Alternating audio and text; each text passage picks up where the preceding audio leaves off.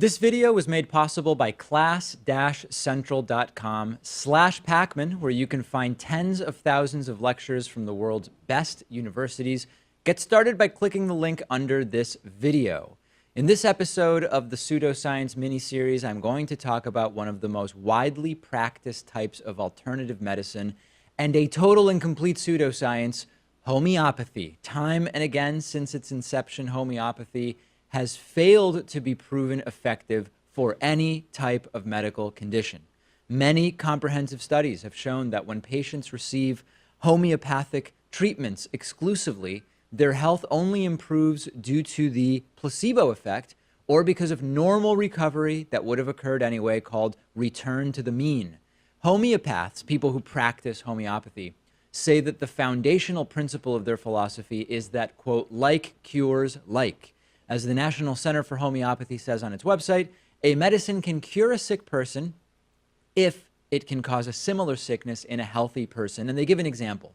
If you peel an onion, your eyes burn, they itch, and they water. You might also have a runny nose and begin to sneeze. If you had similar symptoms during a cold or allergy attack, like a runny nose, watery eyes, and sneezing, a homeopathic microdose of the remedy Allium cepa, red onion, would help your body heal itself. Don't make the mistake of overthinking this, because there's nothing to overthink. Homeopathy is as nonsensical as it sounds here. And along the same lines, another common homeopathic remedy is to give small doses of certain types of coffee to someone suffering from insomnia.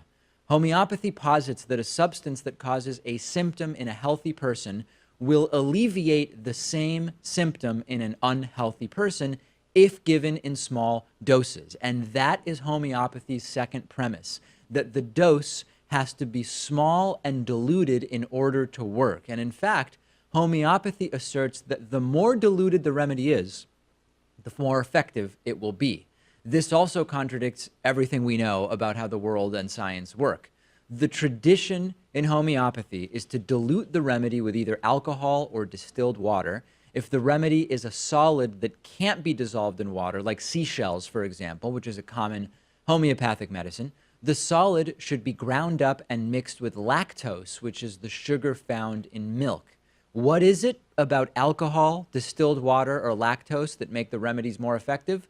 Nothing, but homeopaths refer to this process of diluting remedies as succusion. And they say that the process of succusion is what releases the remedy's, quote, vital energy, and the more the substance is diluted, the more powerful it becomes, which of course is illogical on its face, because under almost all circumstances, diluting a substance cannot actually make it more potent. In most homeopathic concoctions, the original substance is actually diluted to the point of being essentially absent from the mixture altogether, meaning that homeopathy often contains no active ingredients.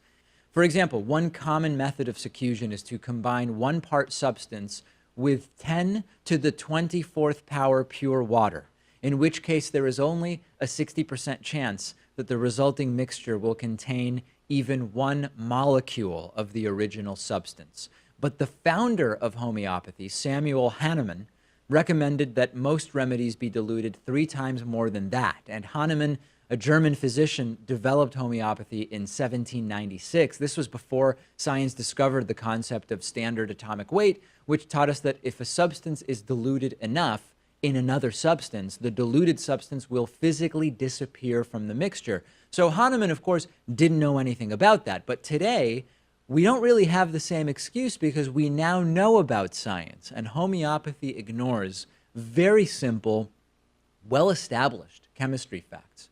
For example, a popular homeopathic remedy for treating flu symptoms is to combine 1 part duck liver with 10 to the 400th power parts of lactose. It's mass-produced in tablet form. It's actually pretty popular in France, and it is a total and complete sham.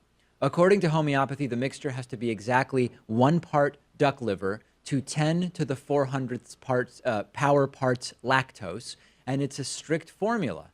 However, there are only about 10 to the 80th power atoms in the observable universe. Therefore, for someone to consume 1 molecule of duck liver from this mixture, they would have to eat a cube that is 10 to the 55th power light years wide, which is much, much wider than the universe itself. Basically, the concept of this homeopathic duck liver lactose mix is so ridiculous that it's difficult to describe just how ridiculous it is in a way that the human mind can even comprehend.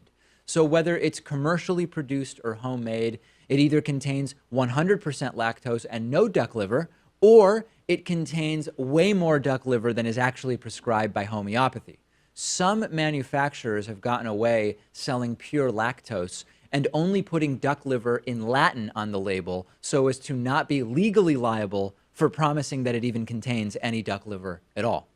Homeopaths believe that solvents like water and lactose are able to retain what they refer to as a, quote, memory of the substance that is being dissolved, even when the substance is dissolved to the point of there being no mathematical possibility that a single molecule of the substance remains in the solution.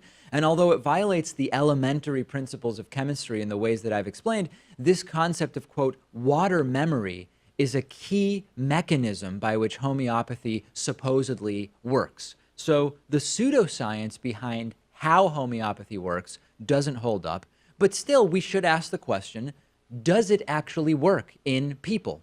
Well, what's important to know is that people can experience positive results after receiving any kind of unscientific treatment, meeting with anyone, including a homeopath, to talk about your medical issue and undergo any sort of treatment. It is enough to put many people in a better state of mind about their health. This is by way of the placebo effect, and many people just don't realize how powerful that placebo effect can be. It's been proven that your thoughts and emotions can have a very significant impact on what goes on in the rest of your body. Organs regulated by the nervous system, like your heart, your stomach, your lungs, they're directly linked to your brain, and so they are very susceptible to placebo. A 2011 review of neurobiological findings published in Nature reports that merely visiting a homeopathic practitioner is easily enough to change the chemistry and circuitry of the patient's brain, even if the practitioner administers no treatment whatsoever that would otherwise be medically effective, and this makes people feel better. There's a 2013 review of studies examining homeopathy's relationship with placebo, published in the Royal Society of Medicine, which explains, quote, we can attribute meaning to therapeutic encounters with culturally sanctioned authority figures, and we can use our attachment to such figures to generate hope for recovery. The context of the clinical encounter and the relationship between the healer and the patient are imbued with meaning and enshrined in ritual. So when you visit someone whose treatment methods you believe are effective, just meeting with them can make you feel better, even if the actual treatment they give isn't medically sound. But as far as homeopathy's actual effectiveness in treating medical conditions, in and of itself, the burden of proof lies with the homeopaths. But all supposed evidence for the effectiveness of homeopathy has proven time and again to be a result of insufficient methodology. And meanwhile, there's plenty of evidence pointing to homeopathy being completely bunk. Rigorous homeopathy trials exist with high methodology standards, and they have unanimously shown that the practice is useless when the studies are done properly under double-blind conditions with a control group receiving no treatment of any kind, in order to compare people receiving no treatment, people who think they're getting homeopathy but are getting a placebo, and people who think they are getting homeopathy and are getting homeopathy. There's a 1997 paper published in The Lancet which looked at 186 clinical trials testing homeopathy and stated in its conclusion that, quote, we found insufficient evidence from these studies that homeopathy is clearly efficacious for any single clinical condition. There are many of these. In 2002, the British Journal of Clinical Pharmacology published a huge meta-analysis of controlled clinical trials of homeopathy, and it concluded that scientific affirmations of homeopathy are due to biases by the publications themselves. Another comprehensive study finished in 2014, which led the Australian Department of Health to study homeopathy's effectiveness in treating 68 different medical conditions. The review concluded that homeopathy had no positive effect on any of the conditions, including asthma, arthritis, insomnia, the flu, eczema, cholera, burns, heroin addiction, and many, many others. There's another study led by the Australian Department of Health, finished in 2015, which reviewed 1,800 other studies and confirmed once again that there is, quote, no good quality evidence to support the claim that homeopathy is effective in treating health conditions. Homeopathy advocacy groups are famous for lying, misusing data, and taking scientific findings about homeopathy completely out of context. In 2010, in a statement to the UK Parliament, the British Homeopathic Association quoted a 2000 study in the European Journal of Clinical Pharmacology as saying, quote, there is some evidence that homeopathic treatments are more effective than placebo.